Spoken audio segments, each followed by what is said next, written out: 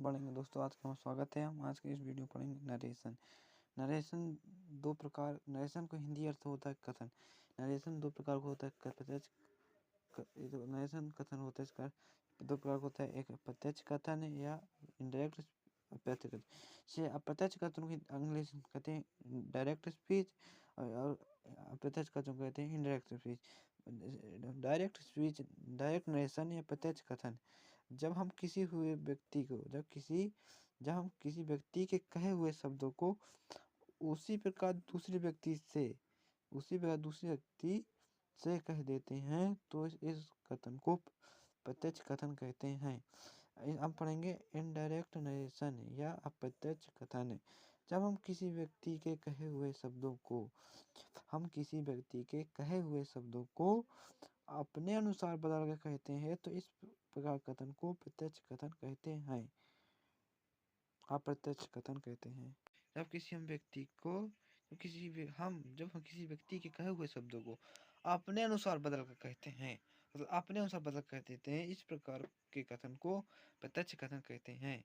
जिसे हम पढ़ेंगे डायरेक्ट नरेशन या प्रत्यक्ष कथन के पहचान।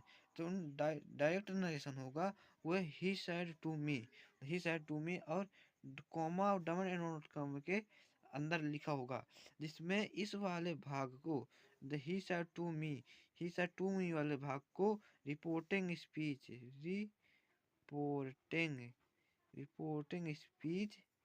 कहते हैं। इस वाले भाग को रिपोर्टेड स्पीच कहते हैं। इस वाले ही सेड टू मी वाले भाग को रिपोर्टिंग स्पीच, जो कॉमा और डबल नोट कॉमा के अंदर लिखा उसे रिपोर्टेड स्पीच कहते हैं। जिसमें ही said to me, will said to me इधर पे जो आएगा इसे कहते हैं रिपोर्टिंग वर्ब। इस वाले भाग को कहते हैं ऑब्जेक्ट और ही इसे स्पीकर या कर्ता कहते हैं। जौन हम पढ़ेंगे हम इनडायरेक्ट नरेशन की पहचान। तो इनडायरेक्ट नरेशन होगा वो हमारा ही टोल्ड मी, इधर पर ध्यान देना, इधर पर मैं पर जानू पर दैट इफ वेदर, यहाँ पर मतलब जब दोनों वाक्यों को जोड़ेगा इन कंजक्शन एक यूज होगा, उससे पहचान हो जाएगी इधर पे इनडायरेक्ट नरेशन है।